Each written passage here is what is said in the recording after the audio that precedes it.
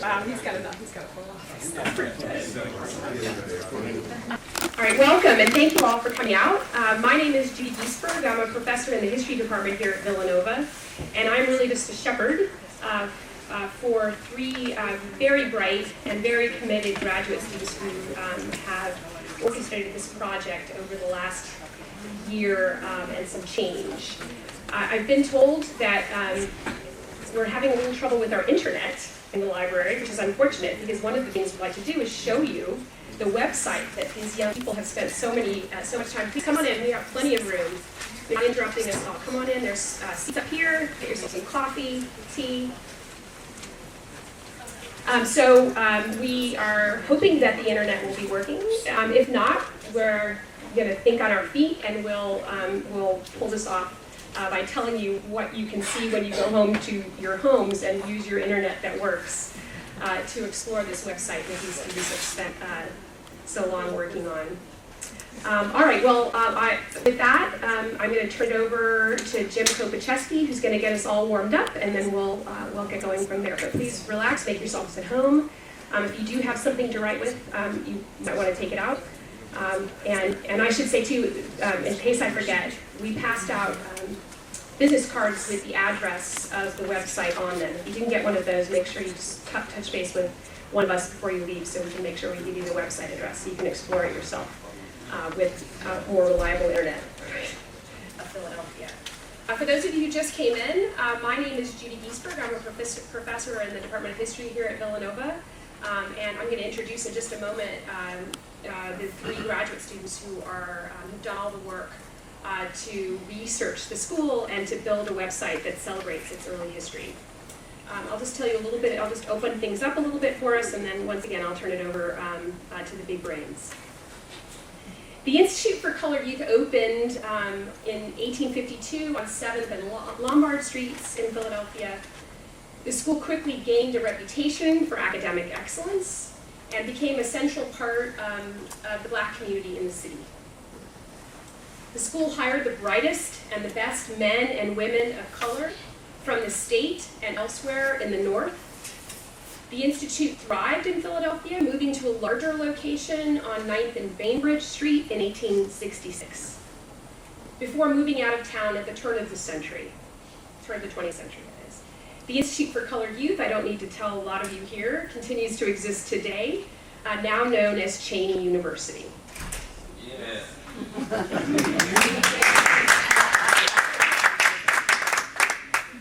The first Institute for Colored Youth graduates became leaders in many facets of the African American community. They were teachers in segregated northern schools. Others opened up schools for freed men and women in Reconstruction South. Also among their ranks were newspapermen, government employees, the second African American female doctor in the nation's history, and a United States minister to Liberia.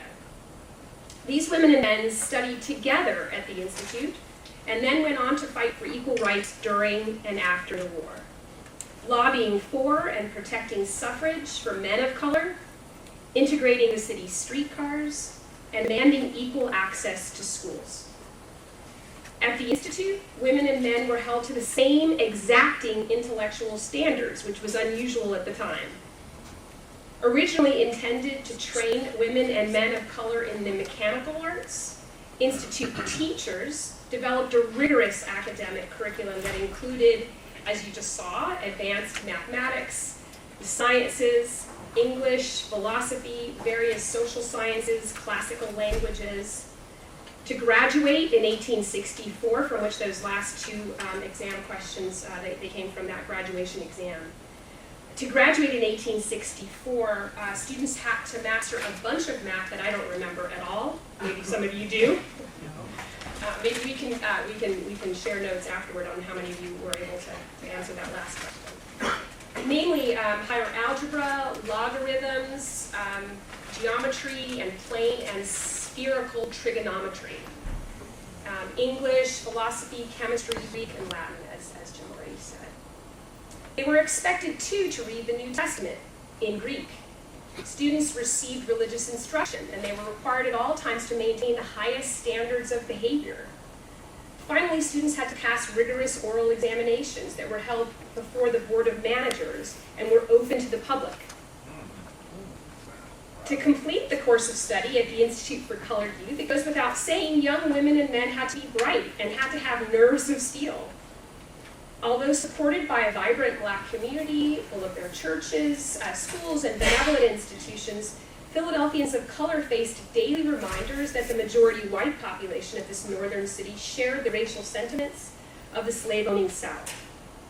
Black Philadelphians were excluded from concert halls, public transportation, schools, churches, meeting halls, and other public places. And they were harassed and assaulted even in their own neighborhoods. Their churches and meeting places were attacked. Frederick Douglass believed there was not a city to be found, in his words, quote, in which prejudice against color is more rampant than in Philadelphia. Although there was nothing new about these sentiments that I just described, young Black Philadelphians who grew up in the decade before the war and during it seemed more willing to confront the prejudice head on, as Dan and Murray showed in their study of that generation. In March 1860, for example, a group of young activists tried to rescue a fugitive who'd been ordered to return to slavery, attacking federal marshals as they led the man to a train station. Although the attempt failed, the bold attack on federal officials signaled a new militancy among activists who were one generation removed from the older generation, William Still and Robert Purvis. Raised in politically active households, young women and men like Octavius Cato, Jacob White Jr., Carolyn LeCount, attended the Institute for Colored Youth and then became teachers, training a generation of young people in the classics and in resistance to prejudice. And in the process, they welcomed the community as a whole to visit the Institute library, to attend debates and lectures, and also to come to those graduations where they could hear Carolyn LeCount get a perfect score of her translation of a section of the Iliad while standing in front of a crowd of people. A parent in the community once remarked of the Institute, "You cannot think how proud I am of that institute and how grateful I am to the managers for its library, its schools, its lectures, and its colored teachers. Oh, it is a great thing for our people." And that's where we get the title of this website. This project tells the story of those teachers and their students. We'd like to extend a thanks to all of you for attending, and to the Pennsylvania Abolition Society, the Departments of History and Africana Studies, the Historical Society of Pennsylvania, and the digital librarians here at Falvey Library. I should also add Regina Duffy, who's standing out there nervously in the hallway hoping that the internet is fixed. And particularly David Uspel, who's one of these digital librarians who supported us throughout the building of this website.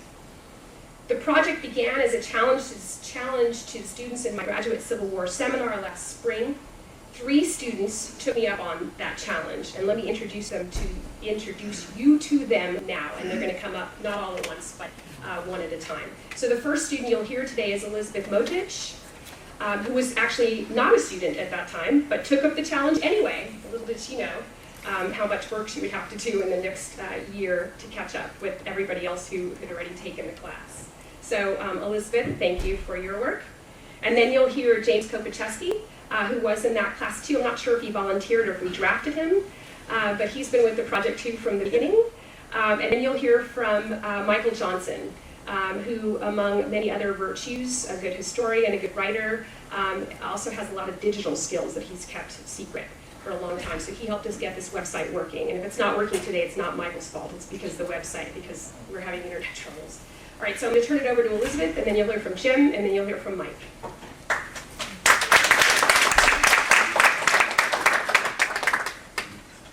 And please do get snacks whenever you want them. And as Judy has said, my name is Elizabeth Motich, and I was very, very excited to be the only first-year graduate student to participate in this project.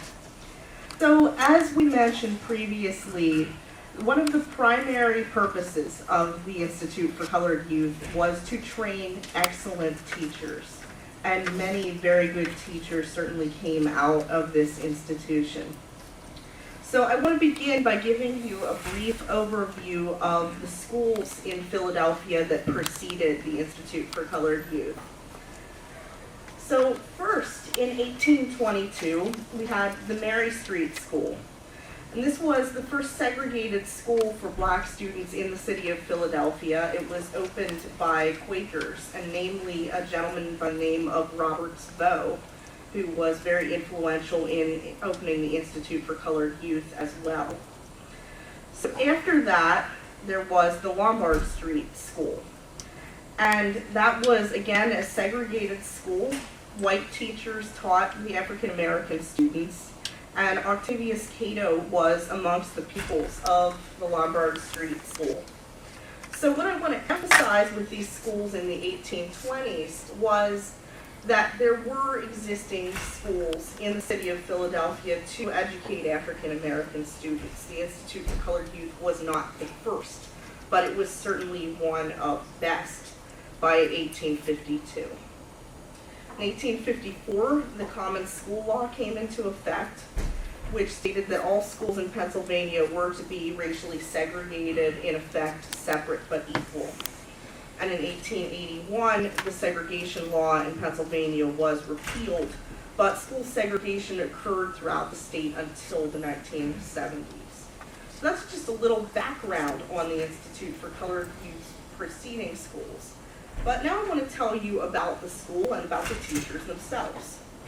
The school opened in 1852, and the goal, as Dr. Giesberg mentioned, was to provide the best education for black students and train very good teachers. So the three students that I'm going to mention, that I'm going to introduce you to, are Sarah L. Davon, who went by Sally in all of the records that we talked about. She graduated from the class of 1860, and she was most notable for teaching freedmen in the South, although she also taught in New Jersey for a brief period after she graduated. James L. Smallwood graduated in the class of 1864, and he taught African American students in the North and opened the first segregated school for black students in York, Pennsylvania. Cordelia Jennings Atwell graduated in 1860, and she did a lot of things. She opened was a teacher at the Ohio Street School in Philadelphia. She taught freedmen in Kentucky and in Petersburg, Virginia. And then she moved north and taught students in Harlem, New York. So I'll begin with talking about Sally Davon, who was probably one of my most favorite students to research. So Sally Davon was very interesting because she was a very eloquent writer. She wrote a lot of columns for the Christian Recorder newspaper, and she was a sponsored missionary teacher with the American Missionary Association.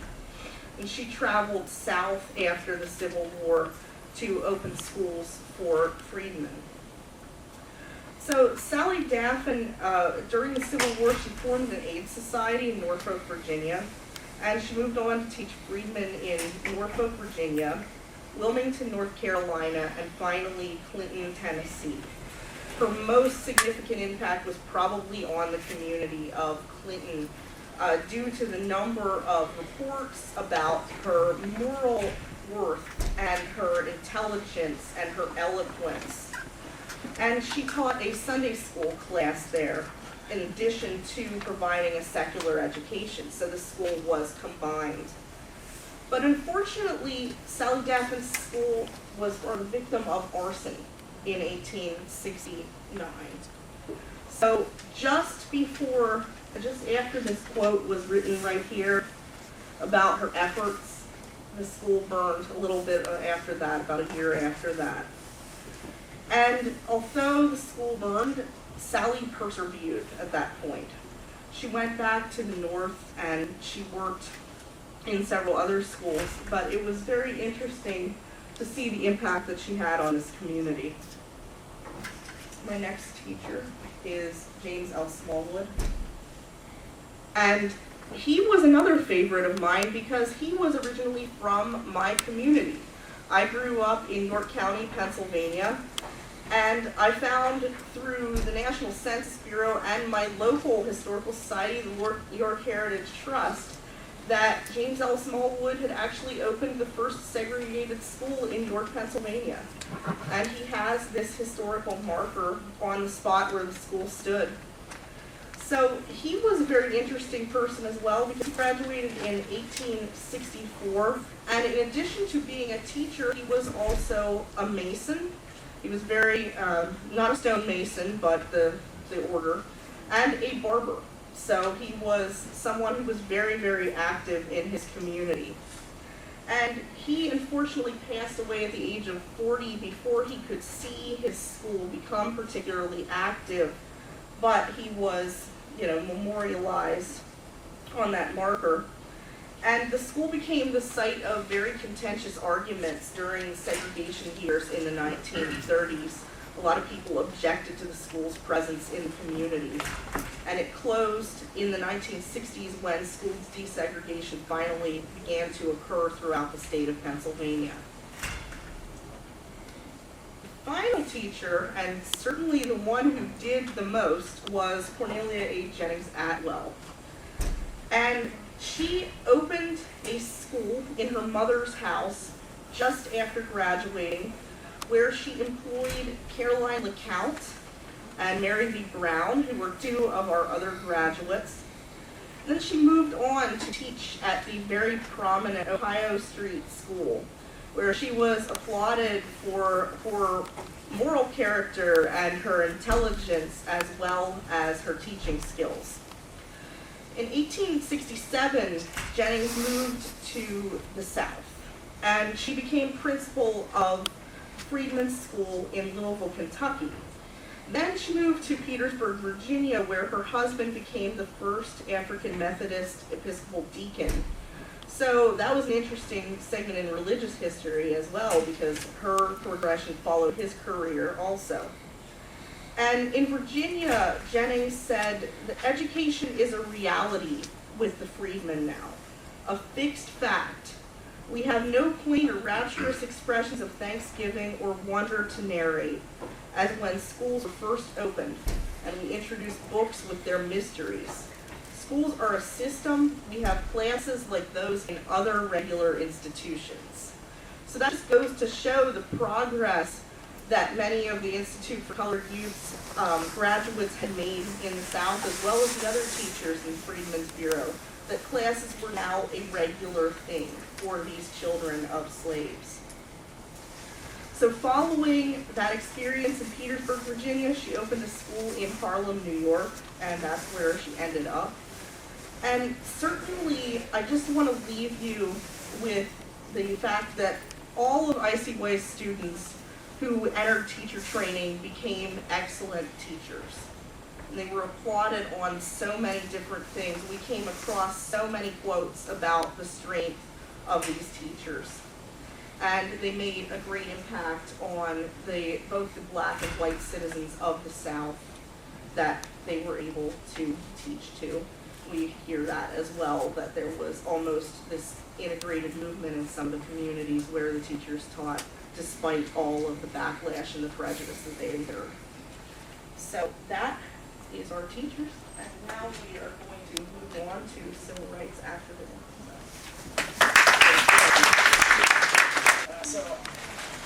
I will be talking about some of the civil rights activism that some of our graduates took part in. Up until 1838, African American men could vote in the state of Pennsylvania. While voting was often accompanied by violence, men bravely lined up in front of the Pennsylvania State House, now known as Independence Hall, to cast their ballots. The success of African Americans in exercising the vote troubled many white lawmakers who, emboldened by a rise in nativist rhetoric, began to systematically degrade the rights of African Americans. By 1838, Pennsylvania lawmakers decided that the franchise would be the sole domain of white males. In adding a single word to the Pennsylvania state constitution, the Pennsylvania legislature stripped the right to vote away from over 40,000 individuals. Of course, the word that the legislature added was white. From 1838 to 1870, the Pennsylvania Constitution read that the right to vote was solely for white freemen of the age of 21 years. Nevertheless, graduates from the Institute for Colored Youth finally fought disenfranchisement. When Frederick Douglass established the National Equal Rights League in 1874, Institute graduates quickly filled the ranks of the organization. The Pennsylvania Equal Rights League, the Pennsylvania chapter of the National Equal Rights League, was comprised of numerous Institute graduates, mostly in positions of leadership. Jacob C. White Jr., class of 1857, and Octavius E. Cato, class of 1858, served as corresponding secretaries. John Quincy Allen, class of 1862, served as a delegate from Philadelphia County, and James Fields Needham, also class of 1862, served on the executive board. In addition, Samuel G. Gould, class of 1858, served as president of the New Jersey branch of the Equal Rights League. These graduates used the Equal Rights League to advocate for desegregation of public spaces, access to quality education, and of course, voting rights. Although the League's policies were spearheaded by prominent community members like the Institute's graduates, its initiatives were supported by everyday people, many of whom donated from their weekly salaries, which was usually pretty meager. Moreover, though, the Equal Rights League created influential relationships with Pennsylvania Congressman William D. Kelly and Thaddeus Stevens, who would help shepherd the 15th Amendment through Congress. So the picture we have on the screen here is actually the cover of the 1866 minutes from the Pennsylvania Equal Rights League. So curious. I believe most of these are up on the website if you want to take a closer look at them. Okay, so with a small but powerful contingent of radical Republicans in Congress, legitimate gains in civil rights legislation seemed possible. Institute graduates amplified their advocacy and even published numerous documents calling for universal manhood suffrage. For instance, one such publication from 1866 states, "Is it not our duty to ask in the name of justice, in the name of humanity, in the name of those whose bones whiten the battlefields of the South, that every bar to our political enfranchisement be now and forever removed? Do this, and all other evils and outrages will disappear as dews of morning melt before the morning sun." In 1868, the ratification of the 14th Amendment legalized all African Americans, including recently freed slaves, as citizens of the United States. While the 14th Amendment would only grant very limited legal protections, it made the 15th Amendment possible.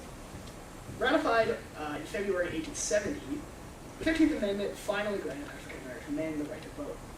Suffrage became a unifying force within the black community, as women understood the vote of their husbands, fathers, and brothers as representative of their interest. Even with achieving its primary goal of suffrage, the National Equal Rights League continued its work by protecting African American voters from election-day violence, which in some cases was successful and in other cases not so successful. And it also fought to desegregate public spaces. The picture up on the screen now is a rather famous image from Harper's Weekly, and the man with the nice beard, he's casting his ballot. So one such public space that was in need of desegregation was the streetcar system, which served the city of Philadelphia and its surrounding suburbs.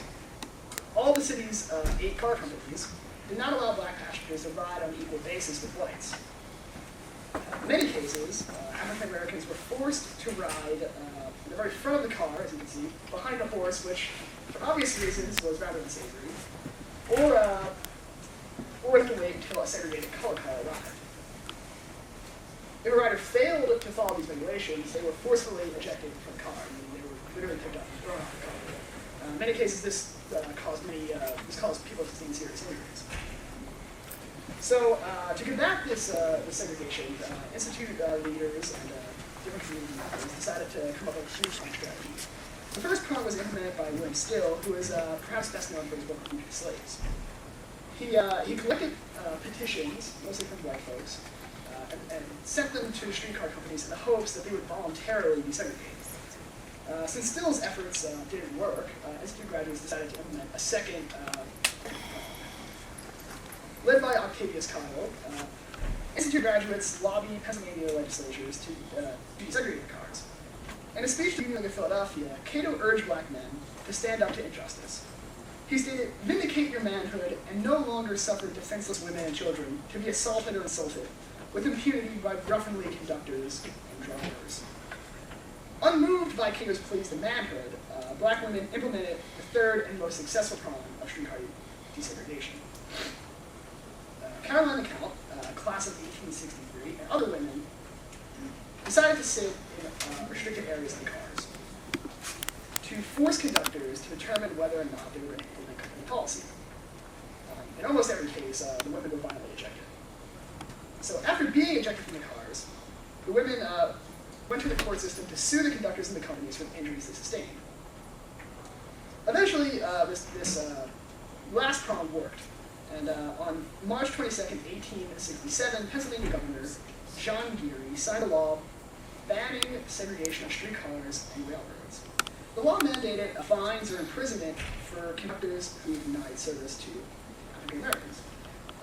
So 3 days later, on March 25th, 1867, when Carolina Count entered a streetcar, she was denied service. She immediately walked to the nearest police officer, brandished a copy of the law that she had in her pocket, and the conductor was subsequently fined $100. So the picture up there is that's what a streetcar would look like in the 19th century. So I think it might be a little later in our time here, but it's a pretty accurate representation of what it looks like. Okay. So, despite successes in suffrage and streetcar desegregation, Black women had their political voices filtered through charitable clubs and organizations. With the creation of the United States Colored Troops in 1863, Black women established the Ladies' Union Association, a charitable organization dedicated to providing supplies for Black soldiers. The LUA donated money, donated food as well, and was comprised of numerous institute graduates, including Mary Brown, who was mentioned, and Amory Bertram Offutt.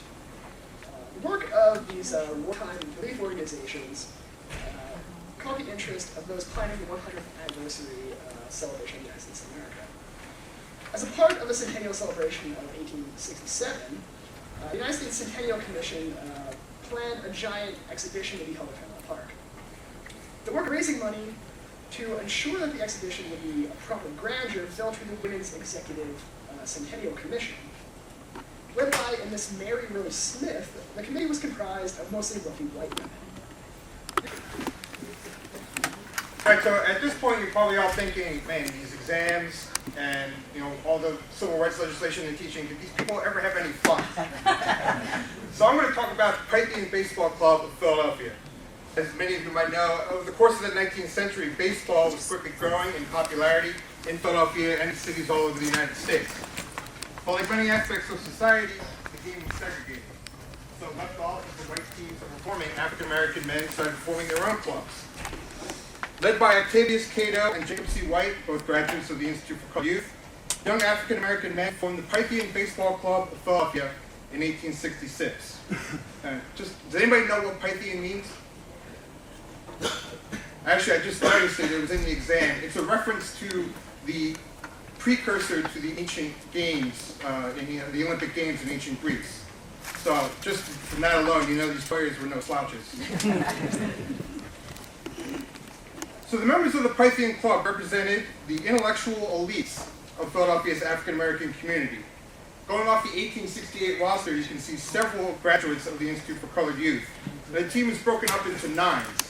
So the first nine, which would be the starting nine, had the captain and second baseman Octavius Cato, as well as Frank J.R. Jones.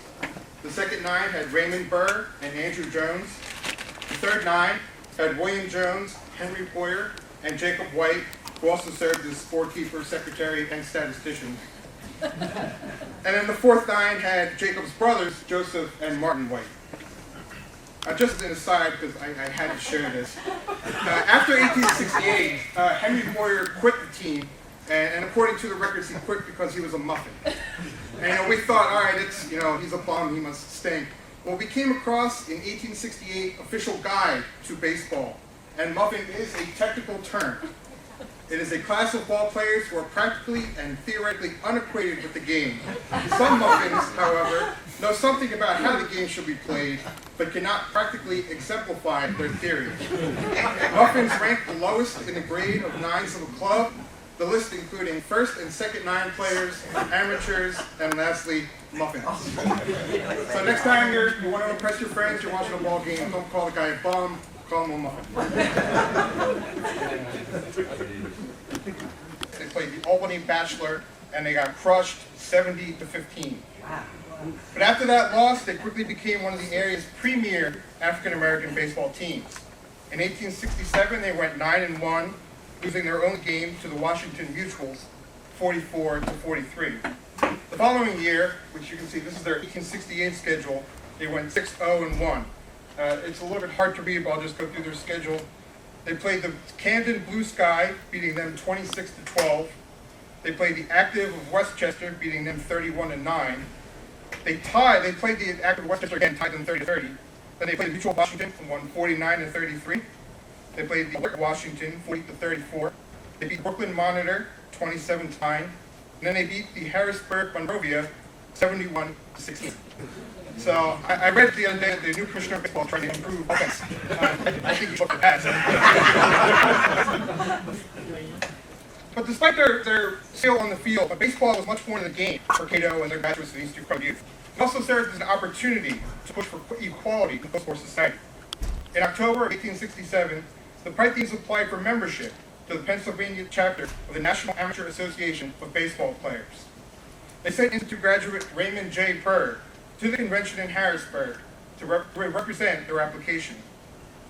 In Harrisburg, Burr reported on the congeniality and support from many of the convention members, especially from the men of the Philadelphia Athletics, a white team with which the Pythians had friendly relations. Burr reported on how men would invite him to dinner and even to a local baseball game. But things changed when it came time to vote on Pythian membership to the league. After the vote was delayed once, many members approached Burr, telling him that regardless of their personal sympathies, they could not vote against the opinions of the clubs they represented. On the advice of his supporters, Burr ultimately withdrew the application to keep the Pythians from being blackballed from future membership.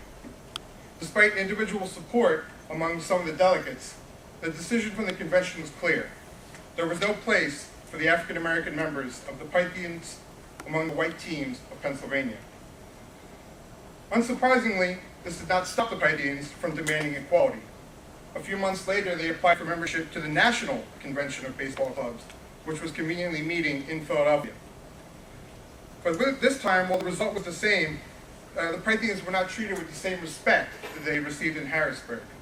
When it came time to a vote, the convention flat out denied them, declaring that any club which may be composed of one or more colored persons would not be invited to join the convention. This set a color line precedent that would last for decades. Despite their rejections by the state and national conventions, the Philadelphia community could not ignore the success of the Pythians on the field. Many began wondering how the Pythians would fare against some of the city's white teams. It was not long before demands started appearing in newspapers for the first interracial game to take place. So in 1869, the Pythians issued a challenge to several white teams in the city. But the white teams were reluctant. Of course, taking the field against an African-American team would admit their equality. And what if they lost? Eventually, the Olympic Baseball Club, which coincidentally is the first club to form in the city, accepted the challenge and scheduled a game for Friday, September 3rd. Before one of the largest crowds to date for a baseball game, the Pythians took an early lead in the first inning. But they were playing at a disadvantage. According to the rules at the time, since there was only one umpire on the field, players were allowed to challenge calls. You can see how that could be controversial. And of course, being an African-American team, they didn't want to appear to challenge their white counterparts. So before the game, they had agreed not to challenge any calls on the field. Ultimately, the Pythians fell to the Olympics 44-23.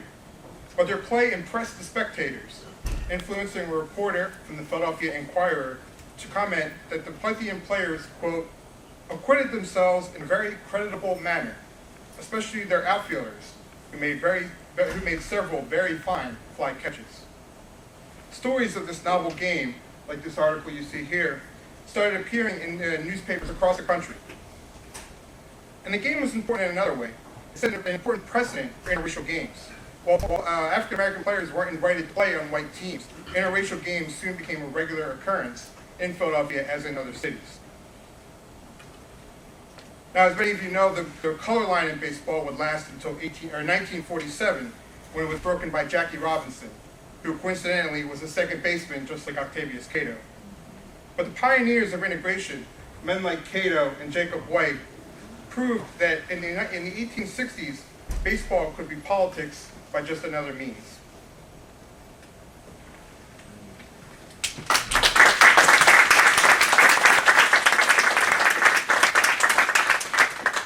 Okay, so with that, assuming the internet works, we'll take you through a quick tour of the site, and then we'll open the floor to questions and hopefully have a discussion.